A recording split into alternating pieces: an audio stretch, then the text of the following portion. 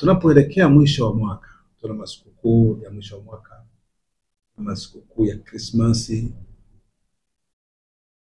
Mimi wito wangu kwa niaba ya wananchi wa halmashauri ya manispaa Temeke, twende tukasherekee kwa amani,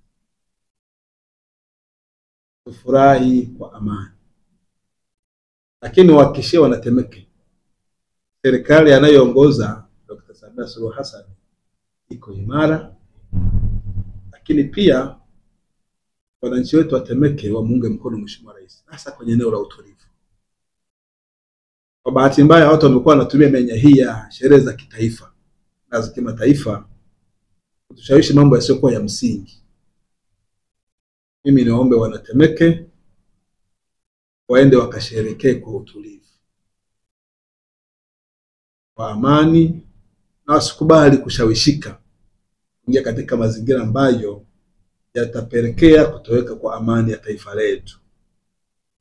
Tunasema Temeke bila fujo inawezekana. Na wana Temeke wameniambia kwamba wao watasherekea kwa amani, na hao wanaowashawishi kwamba wafanye yale yasiyostakiwa watawasubiri wao waje hapa waonyeshe kwa mfano. Na mimi nimewaambia wakiambia hayo maneno, waambie wao wakae mbele, wasibaki nyuma, wakae mbele waonyeshe kwa mfano, wasiwaonyeshe ndani ya mitandao.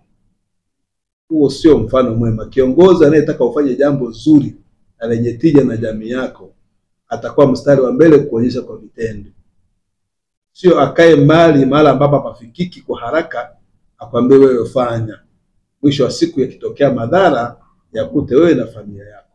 Kwa hiyo wito wangu kwa wana Temeke, twendeni tukasherekee Krismasi kwa amani na utulivu. Na mimi nawatakia Krismasi njema.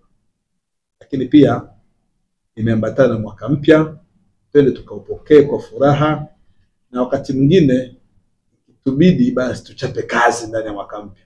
Kwa tunahitaji taifa la wachapa kazi.